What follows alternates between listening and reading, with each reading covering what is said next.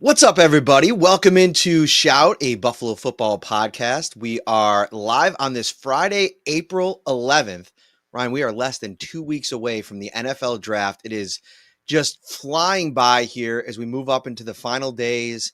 Next week, we'll start to see some final mock drafts. But I thought, Mel Kiper Jr., the OG, he puts out a mock draft, two-rounder this week. I thought, let's use that as kind of like a vehicle to discuss some scenarios here. We'll go through that mock draft, mainly the first round, and then we'll talk about the two picks that he gave the Bills in the second round. I think you're going to like them, and we'll kind of talk through a couple of things. How are you, buddy? I'm doing great. Yeah, quite the mock draft. I think a lot of Bills fans would be happy with that haul. Based on the prospects, scouting reports and holes on this roster. So we are coming back to Wingnuts a week from tomorrow, Saturday, April 17th. What do you got there, high nooner?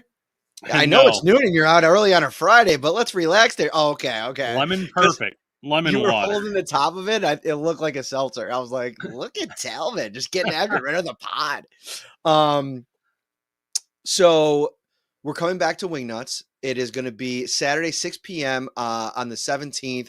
We cannot wait. That's going to be a big show. Then we're coming to Turning Stone, Ryan. Tell them about that. Yeah, Turning Stone, night one of the draft. Matt and I will be live to talk about what's going on early in the draft. We'll obviously see the New England Patriots pick. Good chance we'll also see what the New York Jets do.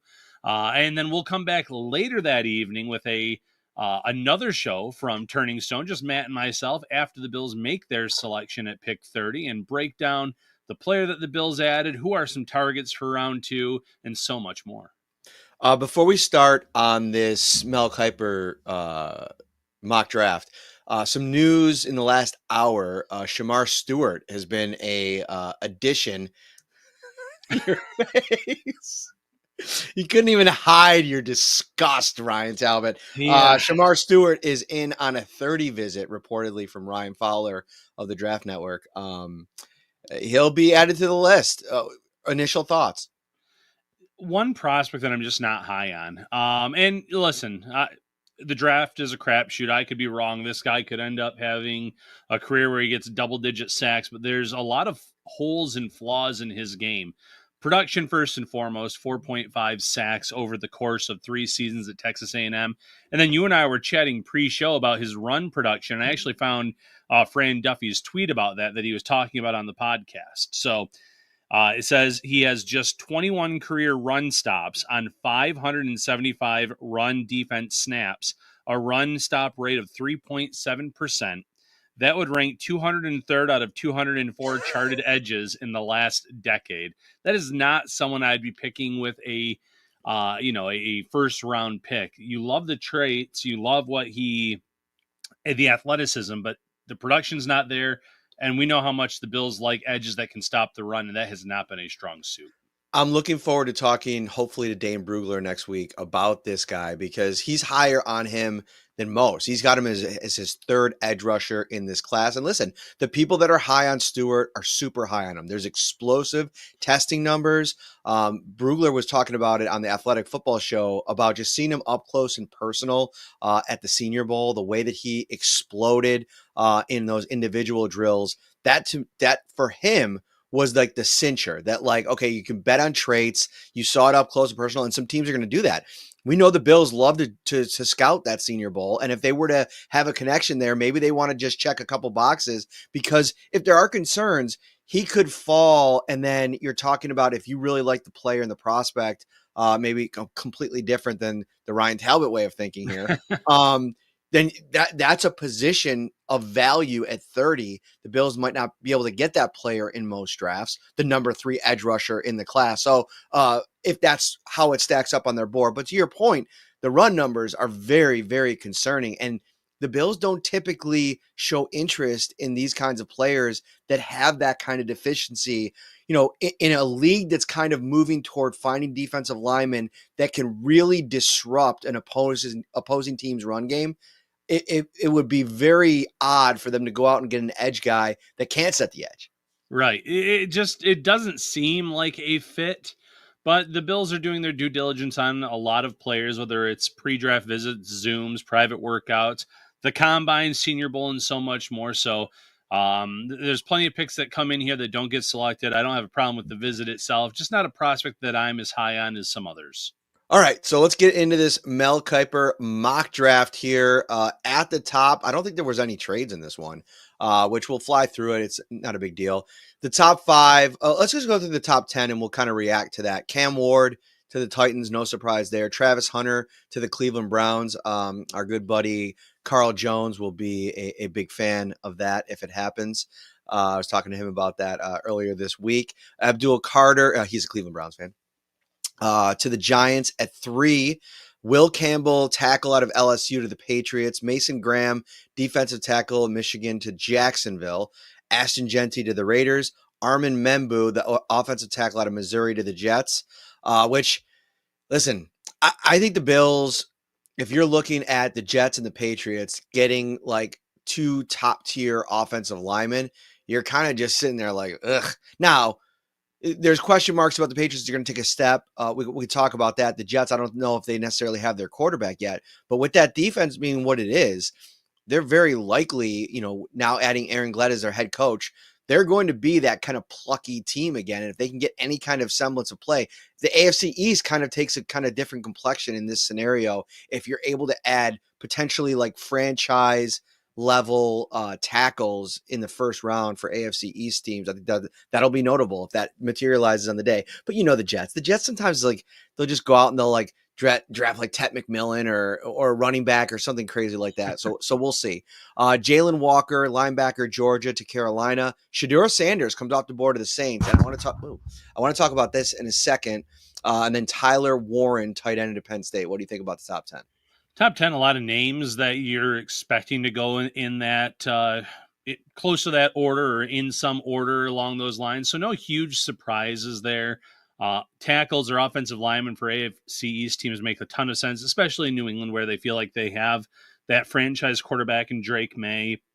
Not a huge fan of the Raiders or any team picking a running back with a top 10 pick. I know that he is a special talent. Pete Carroll, however, loves his running backs. He loved them throughout his career, especially in Seattle. So it fits. It's a need. I understand that, but yeah, no major surprises there in terms of the prospects named. Sanders, I told you my thoughts on him a few months ago, where I thought he was closer to a second round talent than a first. I didn't see him, sliding into the second round, but seeing that he is possibly sliding some of these mock drafts down to 10 doesn't shock me.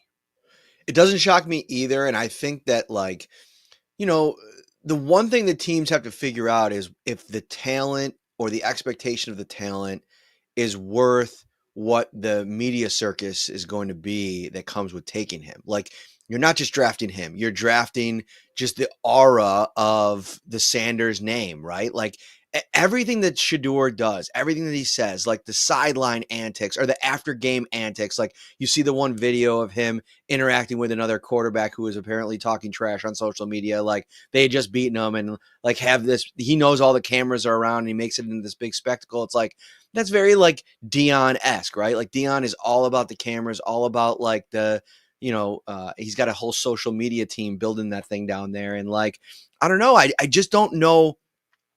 That act will become very, very tired if you're not as good as you're billing yourself to be. And that's what would be my concern. And if you're the Saints and you have so many needs, I don't know if this pick here makes sense unless you totally believe this is a bona fide franchise quarterback. And I just think there's way too many people that think that he's a second round pick, to your point, somebody that's not worth that pick. And from a Bills perspective, and we'll get through the rest to see if there's any more quarterbacks that go before 30. If you're the Bills, you're totally rooting for Cam Ward going up at the top and then maybe no quarterbacks going and sitting there at 30. And no, I don't think this scenario plays out. I think Shedeur goes somewhere, if he lasts, somewhere in the 20s probably, because the team will trade back in. The Bills are a little bit too high. But in a perfect world, all those quarterbacks are still left on the board there at 30, and the Bills can like have a couple teams bidding against each other to get up and trade into the first round. Yeah, that's an ideal scenario. Teams that want that fifth-year option on a QB where the Bills could trade back, add assets. It feels like a lot of the talent in this draft is in that 35 to 75 range. So as many picks as you can get in that area. I think the Bills would be thrilled with that. So absolutely something to kind of monitor. When it comes to the Saints in this mock draft scenario, I get it. Their cap situation is terrible. They're not going to be able to bid on another quarterback in the near future. I know Carr is still their guy, and he's there making a lot more than he's probably deserves based on his play on the field. But I would understand it at that point. It is a need for them in terms of rebuilding that from the ground up. But you're right. Teams will put up with the quarterback if they're great on the field. It's why the Packers for many years put up with Aaron Rodgers. He was a headache for many, many seasons for them. But he lasted there for many, many years up until the point where they finally did move on with Jordan Love and he went to the Jets. But now that he's getting older, his act kind of wears thin on you, and that's why he's not on the Jets. That's why he hasn't joined a team just yet. So if Sanders is as good as he thinks he is, he'll be able to play up those antics in the pros as well, but it'll be a rude awakening for him if he is not as good as he thinks. All right, let's get to the next part of this draft. At 11, Will Johnson, cornerback out of Michigan, goes. And to me, if you're looking at like all over the place, but like if you're looking at like trade up candidates, right? Will Johnson falling into the early 20s or maybe even late teens, to me is one of the names that I would consider a trade up if I'm the Bills. Now, I still don't think they ultimately do it because the trade back scenario, I think, is so appealing because of what could be there at the end of the round, the depth at the positions that you're looking to really address early in this draft. And if you can if you go down, slide back 5 picks and you add maybe a second and a third, like that is absolutely insane value. You could be talking about, 1, 2, 3, 4 picks now in the top 90 perhaps, and maybe it's an early round 3 pick. The higher you go up in the third round, the more valuable that pick becomes. And now you're starting to really talk about impact players in year 1 in 2025, which are the players that I think the Bills want to try to add. Absolutely. And if you can get 3 to 4 guys that can play immediately, not necessarily start because the Bills don't have a ton of starting jobs on the line, but can contribute out of the gate, that would be huge for them. And that's why I think a trade down, just like you said, is more realistic. That said, though, when it comes to the Michigan cornerback, his draft stock's all over the place. He has a great fit skill set wise for what the Bills do. He's been banged up a little bit in his career, so that could have him fall. He's supposed to have a pro day. It's on Monday, I believe, right? Okay. It's somewhere around there. And then he's supposed to test and put up some numbers, and that could certainly help his draft stock. But he's one of those prospects. I've seen about 5 or 6 players that were listed by, I can't remember now who it was, what draft analyst it was, but he said their draft stocks all over the place. And I feel like Johnson was one, Tet McMillan was one, and then there was a few others. Kenneth Grant. I've seen Kenneth Grant as high as 12 to the Cowboys and as low as like 44 in some mock drafts. Yeah, I saw one where he was in the 40s, maybe even the 50s, which I don't see that playing out, but that's why the draft is so wild. There's always a few players that fall further than you expect. So Johnson to the Niners, Omarion Hampton, North Carolina running back to the Cowboys, Jedi Barron, cornerback out of Texas to the Dolphins. They have a couple of needs there. I think the Dolphins have to sell out in this draft to get offensive linemen. That's my opinion. I think Bills fans will be thrilled if they don't. They need cornerback too, but I would go that direction. The Colts go Colston Loveland, tight end out of Michigan. Mike Green, outside linebacker out of Marshall to the Falcons. Matthew Golden goes off the board to the Cardinals at 16. Jihad Campbell to the Bengals. Calvin Banks Jr., offensive tackle to Texas, out of Texas. He goes to Seattle. Nick Emanawari, safety out of South Carolina, goes to the Bucs at 19, and then Tet McMillan, wide receiver, Arizona, to the Denver Broncos. Thoughts there? Yeah, thoughts. I saw a video that was posted on social media. It was his freshman year. Talked about he doesn't love football, but he's good at it and things like that. I'm sure teams brought that up to him at the combine. I'm sure they have their answer on that. Now he was a younger kid at that point, but that could be a concern for teams if he's still set at the combine, for instance. I enjoy it more now, but I still don't love it. It's not something that he's passionate about. That could be a red flag to teams. Like, how long is he going to play for? Is it going to be a cash in? and then be out of the league within a few years, you never know. The money is so enticing in the NFL that even if you don't love it, you're probably going to stick around for a little bit. But McMillan's a name to watch too. I like his skill set quite a bit, but if he falls, that could be one of the reasons why. All right, so not a lot of crazy stuff in those picks. I think Matthew Golden is a name to watch. If he kind of hangs around on draft day? Amount of worry if he somehow makes it and has some type of Kyle Hamilton, Brian Branch type of fall in this draft. I definitely think that he'd be in play at 30. I just don't think there'll be a scenario where he makes it there. Too many people I think are excited about that specific position. So I don't think he lasts. 21, major bummer. You've officially, Ryan Talbot, gotten me all the way aboard the Derick Harmon hype train. I've been doing a lot of research over the last week, and early in the process, I was team Kenneth Grant at all costs. Like, get him. He's the perfect complement to Ed Oliver. But the more you kind of look at Derick Harmon and what he can do, he's underrated as a run defender. And I think that you add that in there. He's played as high as 340 pounds. He played last season at about 315, 320. So he has the ability to kind of fluctuate depending on the team that he plays for. He's wide. He's explosive. All the things that you've said over the last couple of weeks, you convinced me, Ryan. I mean, you did a hell of a job, but he's off the board here at 21 to the Pittsburgh Steelers. What do you think? Yeah, give me one or both of the Oregon defensive tackles in this draft, and I'd be thrilled. But when it comes to this case, I don't expect him to fall to 30. That is an ideal, dream scenario for Harmon to be sitting there. I would say out of 100 mock draft attempts, I think it'd probably be 5 or less. So like a 5, maybe 10% chance could happen. But I think closer to 5. So I'm not anticipating it. I think the skill set is too good. He does fit a lot of what the Bills like, though, but understand him being off the board before pick 30. All right, 22, Gray Zabel, guard center out of North Dakota State, goes to the Chargers. So Harbaugh building up that Makes offensive sense. line. Mikael Williams, outside linebacker, edge rusher out of Georgia.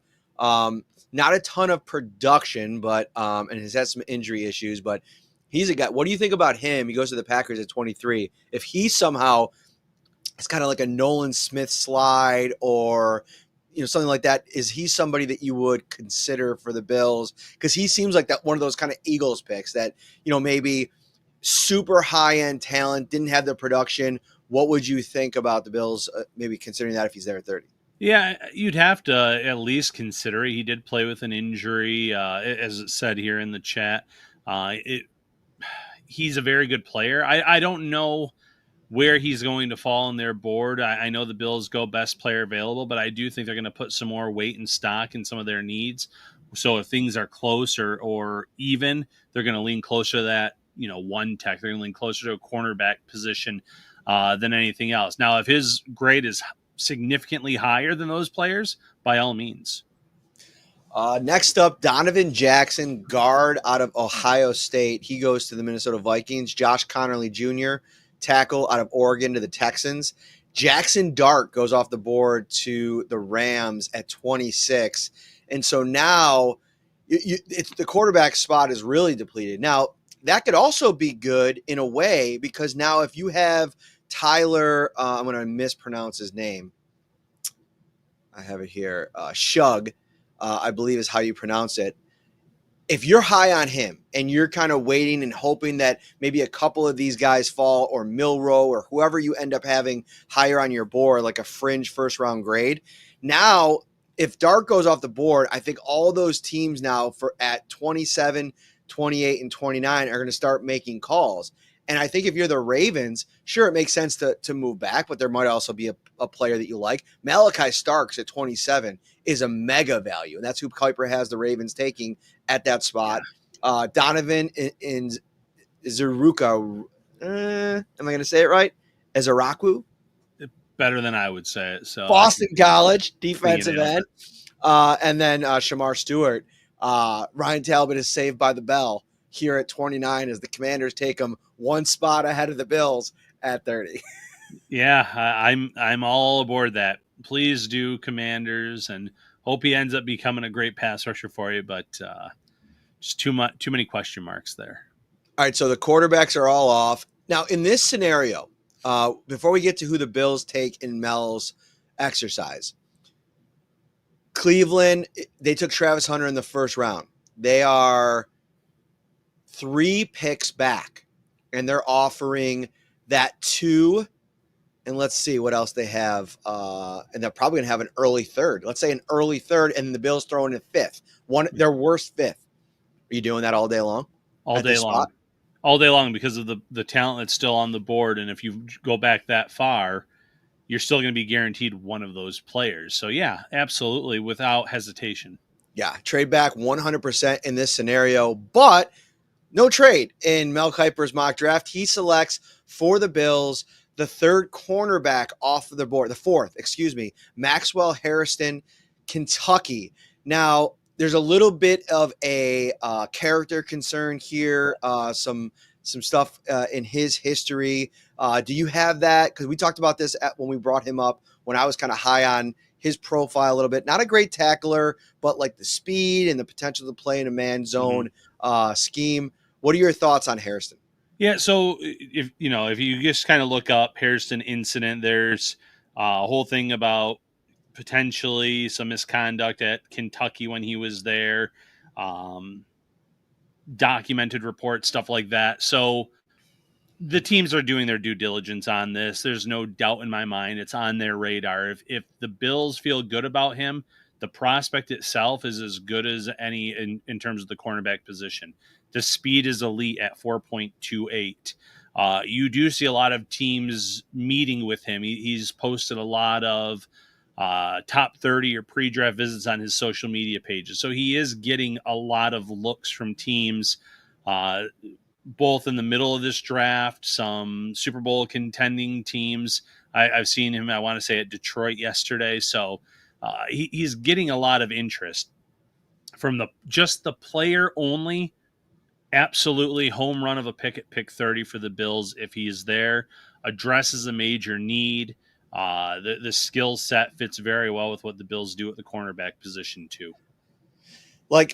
So a quick look at, first of all, his RAS score of 963, and it's not even like fully loaded. Like everything in there isn't there. It ranks 104 out of 2,700 CBs since 1987. The 40 time obviously puts him in a very rare group of cornerbacks. You throw on some of the highlights, and the thing that I like about him from a player perspective, he is just as impressive in press man coverage as he appears to be when he plays off coverage. And his speed, the way he uses speed, when he plays off, it's almost like the complete opposite of everything that we talked about for years with Kaiir Elam, right? Like he's the kind of guy that you put him off coverage, like he's going to rely on his instincts, which Brandon Beane specifically talked about at the NFL Combine. So I'd be interested here. Like you got to really rely on your scouting staff. I wouldn't be surprised if they're not in on him because of some of the concerns, but it's also, there's something else that Brandon Beane said recently was really important that made me rethink how I think about these things sometimes. I asked him about over the years, when you have a guy that you maybe take off your board or move down because of not maybe checking that character box or having concerns about that, and then they go into the league, you watch them play and there's no problems off the field. They become a great player. You sit there like, oh my gosh, why did I take this guy off my board? Do I have to change how I view this specific thing and whether or not somebody fits into our DNA, quote unquote? And he said, yeah, you definitely have to. There's been some of those players. There's also been players where we did have the check for not our kind of character guy, and there were problems after they got into the league. So it's something you got to kind of watch for. But I just think that it comes down to another piece here is that the room that you're putting this player in when you draft them matters. So Christian Benford, as a leader in that room, as a guy that does everything the right way, after practice, working routes with Kaiir Elam, Jamarcus Ingram, Rasul Douglas when he was here, being a leader, ready to step up into even more of a leadership role, doing it the right way. Maybe that kind of presence for a young player like Hairston makes the Bills a little bit more comfortable throwing a dart at the board and hoping for the best because of who you have in the room that he's going to. And having a cornerback with elite traits on a rookie deal for up to 5 years when you just paid Christian Benford would make you thrilled if you're Brandon Beane, knowing that's another area that you don't have to worry about spending major money for the foreseeable future. So, yeah, put him in there with Benford and see what he can do. The Bills really have not been linked to Hairston throughout this draft process. That being said, they weren't really linked much to Dalton Kincaid a few years ago, and we know how that went. So it's not a sure science where the Bills bring either you in for a pre-draft visit, a private workout, a Zoom, whatever it is. But there have been a lot of cases with these earlier picks that it's been at least one of those. The other piece of this too is like, even if it doesn't end up being Hairston, the position makes a lot of sense in this exercise. Now, I will say, does he not have? Did I say Kenneth Grant? I don't think you did. He's got Kenneth Grant. He's got Kenneth Grant going there. 43 What? To the San Francisco 49ers. You had Grant there. You had Hairston there. Amos was still there. That's why I said in that trade down scenario, I would do it all day long. Those are just 3 players that you could potentially pick. Yeah, and then Mel, this is the highest I've seen this player. Correct me if I'm wrong. Oluwafemi Oladijo from the edge rusher out of UCLA. He came in on a visit, correct? Or had some kind of contact with the Bills? Yep, he did. He's got him going 35 to the Titans. I've not seen him that high. Yeah, it's Kiper, I don't know how. I'm sure he's still very well linked in, don't get me wrong. But where he comes up with these scenarios, it'll be interesting to see how accurate it is with the actual draft here in a few weeks. Walter Nolan's another name I'll throw out. He's got him going 39 to the Bears. High upside, chaos creator, game wrecker potential. The problem is he's very, very similar to Ed Oliver. I don't know how often you get those two guys on the field at the same time, whereas Harmon and Grant are in a different bucket. But maybe you're betting on Nolan, like, okay, we can bring him in. He can be like that second wave. We can do some things early on in the season when Ogunjobi comes back. You'll have that kind of buffer. You have Daquan Jones. You can address one tech defensive tackle later in the draft in a very deep class. I wouldn't hate the idea of going Walter Nolan at 32 or 30 or in a trade down scenario where he's still there if you really like the player, because like, I don't think Ed Oliver is getting, dangerously close to the end of his prime, but he is now on his second contract. And, you're maybe one more year like this year thinking about maybe wanting to move in a different direction, like at that position. Right. And so drafting his eventual predecessor, if that ends up being the case, because maybe in 2 years you don't want to give him another big time contract, that makes a lot of sense too. So a lot of things to consider here at multiple positions. Yeah, that's why, again, with the way that board fell, there's so much talent on the board for the Bills. I would hope that they would at least sit on the phones for half of that window that they have to make their selection, trying to make a move back, knowing that within 3, 4, even 5 spots, they could still get a prospect that they absolutely love. All right, so we'll fast forward real quick just to have a conversation about this. The Bills at 56 go with Tyleik Williams, defensive tackle out of Ohio State. And then come back a couple picks later, 62, Ryan Talbot special, Notre Dame safety Xavier Watts. Listen, they go 2 positions. It's defensive heavy, right? They're going defense with all 3 of their first 3 picks. I really like the Tyleik Williams player. I don't know if he's going to be available at this spot. I think so there's an interesting conversation happening in draft circles right now. Is it because the defensive tackle class is so stocked? Our team's going to kind of say, you know what, we don't have to be too aggressive at that spot early because we know we can get somebody we're going to be happy about in round 3, in round 4, even as late as in round 5 because of the talent there, which could then drop a guy like Williams way down like this in the second round when you'd probably think he'd be an earlier second round pick. I've seen him mocked to the Bills at 30 in some mocks. Right. It's all over the place. But with those 2 picks, those would be home run picks for the Bills. It would be from a talent perspective, 3 great picks for Buffalo, their needs, and then just the players themselves. Tyleik Williams is excellent against the run. He is that one tech that you want on that D line. He has some pass rush juice more than I think he's being given credit for.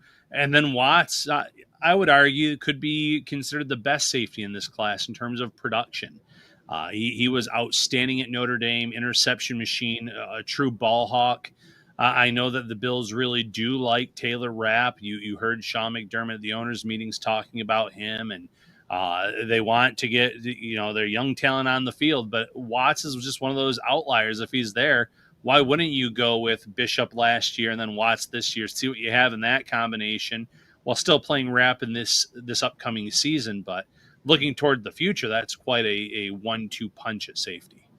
I think he plays with, from basically looking at his scouting report, he plays with the kind of aggressiveness that sometimes leads to mistakes. But I think because of the kind of player he is and the ball skills that he has, 13 interceptions in his career at Notre Dame, those are big time numbers.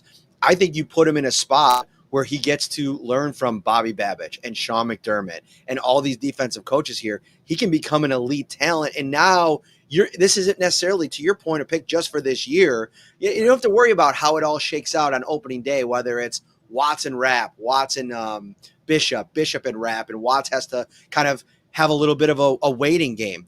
I like this idea much more than potentially pursuing Justin Simmons. I know that that's been out there as something that, he went on the Kay Adams show and talked about, wanting to play for a contender, maybe a Bills, an Eagles, a Chiefs. To me, a 32-year-old safety in that situation, I'd much prefer the Bills continue to stock the cupboards. And if you can find what Brugler has as the number 3 safety in this draft, and some people have as the top safety in this draft, at that spot at 62 in the second round, sign me up. And now you're banking on Bishop working out. He was a second-round pick. And if you bring in Watts as a second-round pick, now you have your safety room of the future for the next couple of years at a very, very good number. Right. And I see the comments here, maybe Derek Forrest. I like Derek Forrest. I like his skill set. That doesn't mean you don't draft elite players at that position. I mean, just look at last year. It was a crapshoot at safety during training camp because of all the injuries. You had Cole Bishop go down. You had Rapp getting banged up from time to time. You had a few other injuries. You got to go out and sign Kareem Jackson and some guys off the street. So that's another thing, too. You can never have enough elite talent or good players at a position. And at that point in the draft, he would be sticking out like a sore thumb, in my opinion. Could be a player that Buffalo or other teams had a first-round grade on. A little funny little joke here. Shout out to DJ Dadmouth on Blue Sky. I just posted an article that I wrote today. 3 big ideas if the Bills stick and pick at 30. That you can read that over on Syracuse.com and NewYorkUpstate.com. He replied to my my story and said, "Could you help me move a piano?" Asking for a friend, wink emoji. So obviously a big shout listener. I love it. I love that. That's fantastic. Glad that we have people listening on Blue Sky, X, Facebook, YouTube, you name it. We cannot thank you guys enough. All right. Get it on your calendar. April 17th, we're coming back to Wingnuts. April 24th, live at Turning Stone Resort Casino in Verona, New York, New York Rec and Social Club. We are taking over. It is a watch party. It's all things draft. Hang out with me and Ryan. We'll be watching the draft. We'll do a live. What's up? 19th for Wingnuts. 17th is a Thursday. I was just thinking, I'm like, 24th is the draft night. 19th. You that was huge because I would have had to do a lot of post-production here. All right. April 19th, Saturday, April 19th, come out to Wingnuts, 1402 Millersport Highway, Amherst, New York, where it's going to be our final big draft preview show. Then we're turning around in 5 days. We're heading down to Verona, New York Rec and Social Club, live watch party. We're going to do a couple podcasts from there. Ryan, it's draft season, baby. There's no days off now. That's right. Cannot wait. We are getting closer and closer. And then before you know it, we'll be back at St. John Fisher University. Dorm rooms are calling. All right, everybody. We will see you next week. Enjoy your weekend. We'll talk to you soon.